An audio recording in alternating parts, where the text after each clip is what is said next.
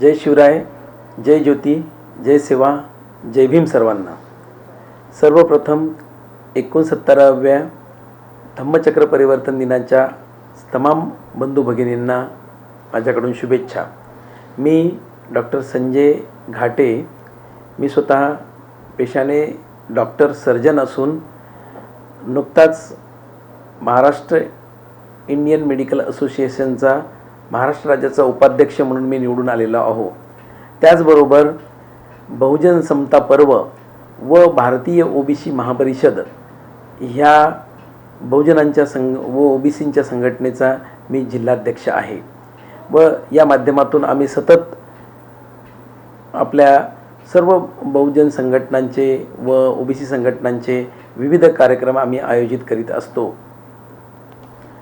आजचा मला दिलेला विषय जो आहे हा भारतरत्न डॉक्टर बाबासाहेब आंबेडकर यांचे ओबीसी विषयींचे कार्य हा विषय आहे.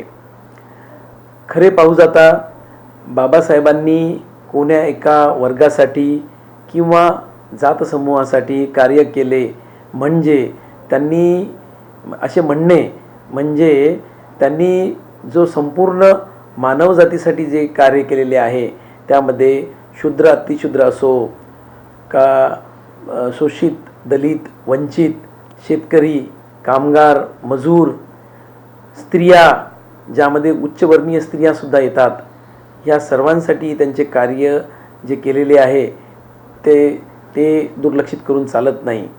परंतु विशेष जर दिलेला आहे म्हणून सांगतो की ओबीसी या मागासवर्गातील जाती समूहांना ज्यामध्ये आजच्या घडीला महाराष्ट्रातील 374 जाती आणि भारतामध्ये 3500 जातीपेक्षा जाती येतात.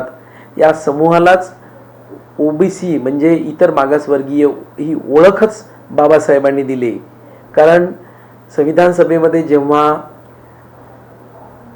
शेड्यूल्ड ट्राईब व शेड्यूल्ड कास्ट असे दोन वर्ग सोबतच इतर मागासवर्गीय हा जो क्लास बाबासाहेबांनी जेव्हा सांगितला तेव्हा स्वतः ओबीसी असणारे तत्कालीन भारताचे गृहमंत्री सरदार वल्लभभाई पटेल यांनीसुद्धा म्हटले होते की डॉक्टर बाबासाहेबांना की ये ओबीसी क्या है.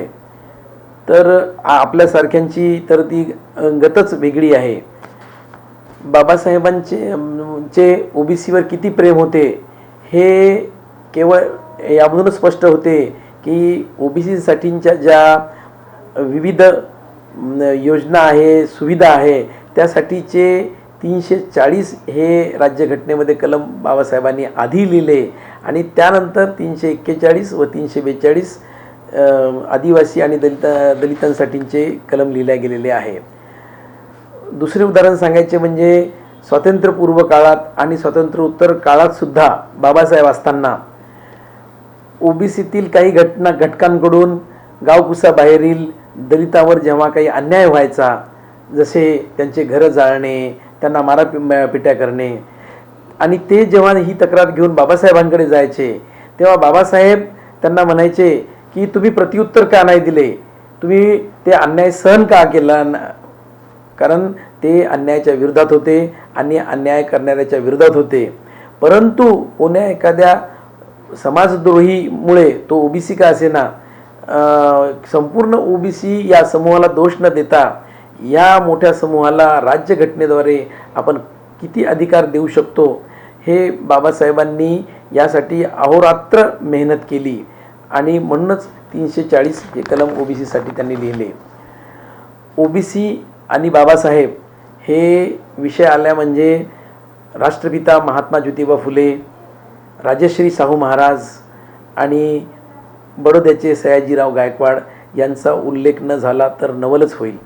कारण ओबीसी असणाऱ्या महात्मा फुलेंनी दलितांची शोषितांची उपेक्षितांची जी चळवळ 18व्या शतकात सुरू केली व अन्यायाविरुद्ध संघर्ष केला ती कालांतराने सयाजीराव गायकवाड आणि त्यानंतर राजश्री शाहू महाराज यांच्या माध्यमातून या ओबीसी नेत्यांच्या माध्यमातून ही चळवळीचे नेतृत्व नंतर बाबासाहेब आंबेडकरांकडे आले आणि त्यांनी अगदी समर्थपणे सांभाळले.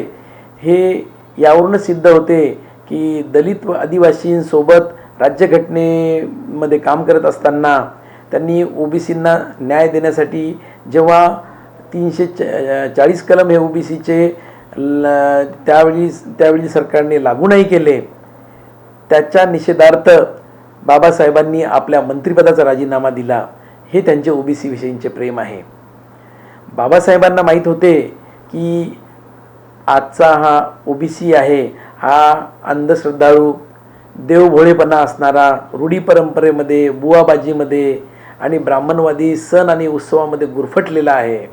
म्हणून ते नेहमी म्हणायचे की ओबीसी हा झोपलेला सिंह आहे आणि तो ज्या दिवशी करवट बदलेल त्या दिवशी या देशामध्ये संपूर्ण क्रांती आल्याशिवाय राहणार नाही. आणि आजही ते तेवढेच सत्य आहे. इतर बहुजनांसोबतच आपल्या ओबीसींचे पण दुर्दैव की बाबासाहेब आपल्याला सोडून फार लवकर गेले. अन्यथा ते जर आणखी काही वर्ष असते तर त्याच वेळी ओबीसींना आपल्या जातीच्या प्रमाणामध्ये प्रतिनिधित्व मिळाले असते आणि ओबीसींचे सामाजिक आणि शैक्षणिक मागासले पण दूर होऊन आर्थिक सुबत्ता आली असती आणि ओबीसींचे कल्याण झाले असते तर देश आजचा हा कितीतरी पटीने पुढे गेलेला असता.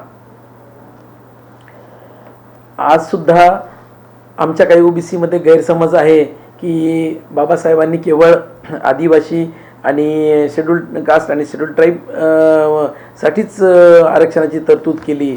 हे सर्वतः चुकीचे आहे. याचे कारण मी आधीच नमूद केलेले विविध राज्यघटनेमधील कलम आपल्याला सांगतात.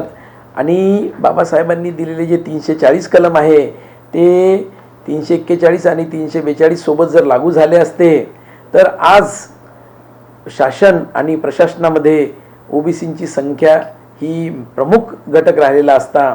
आणि 50 वर्षांनी का होईना जो मंडल आयोग लागू झाला आणि तोही अंशतः लागू झाला आणि त्या मंडल आयोगाच्या अंशतः लागू होण्यामुळे सुद्धा ओबीसीची जी थोडीफार शैक्षणिक प्रगती झालेली आहे आणि ती जर स्वातंत्र्यानंतरच जर 340 कलम लागू झाले असते तर किती प्रगती झाली असती ही आपल्या तमाम ओबीसी बांधवांनी विचार करण्यासारखी गोष्ट आहे. त्यामुळं बाबासाहेबांनी ओबीसीसाठी काही केले नाही असे म्हणणे म्हणजे त्यांनी जे जीवापाड ओबीसीसाठी प्रेम केले त्यावर अन्याय करण्यासारखेच आहे. आजच्या या धम्मचक्र परिवर्तन दिनी जो बुद्ध धम्म बाबासाहेबांनी स्वतः स्वीकारला नागपूरला दसऱ्याच्या दिवशी आणि त्याच्या 2 दिवसानंतर चंद्रपूरला त्यांनी आपल्या बांधवांना बौद्ध धम्माची दीक्षा दिली.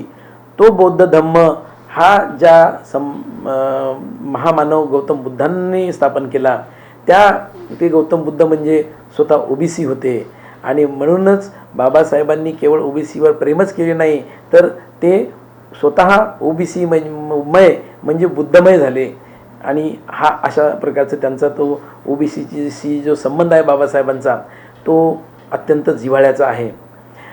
आणि बाबासाहेबांनी आपल्या अनुयायांना जो मंत्र दिला, शिका, संघटित व्हा आणि संघर्ष करा, तो मंत्र जर आपण ओबीसींनी अनुसरला आणि आपल्या न्याय हक्क मागण्यांसाठी आज जरी आपण शिकून संघटित होऊन जर संघर्ष केला, ज्या न्याय हक्क मागण्या ज्या आहेत आजच्या जशी जातनीय जनगणना ओबीसींची व्हायला पाहिजे, त्यांना लोकसंख्येच्या प्रमाणामध्ये सर्व क्षेत्रामध्ये वाटा मिळायला पाहिजे, मग शासन असो प्रशासन असो, बजेटमध्ये लोकसंख्येच्या प्रमाणामध्ये प्रावधान व्हायला पाहिजे, मंडल आयोगांच्या सर्व शिफारशी ज्या बाबासाहेबांना अपेक्षित होत्या त्या सर्व शिफारशी जशाच्या तशा नॉन क्रिमी लेअरची अट लागू न करता लागू व्हायला पाहिजे. ह्या सर्व न्याय मागण्यासाठी जर आपण संघर्ष जर केला ओबीसींनी तर मला खात्री आहे की इतर बहुजनसुद्धा म्हणजे त्यामध्ये आमचे SC ST बांधव आहेत, त्यामध्ये आमचे मायनॉरिटी बांधव आहेत, ते सुद्धा आपल्या खांद्याला खांदा लावून लढतील आणि बाबासाहेबांना अपेक्षित असणारी खरी क्रांती या देशामध्ये घडल्याशिवाय राहणार नाही. आणि हीच खरी बाबासाहेबांना आजच्या दिनी श्रद्धांजली होईल. धन्यवाद. जय भीम सर्वांना. देख रहे हैं लॉर्ड बुद्धा टीवी।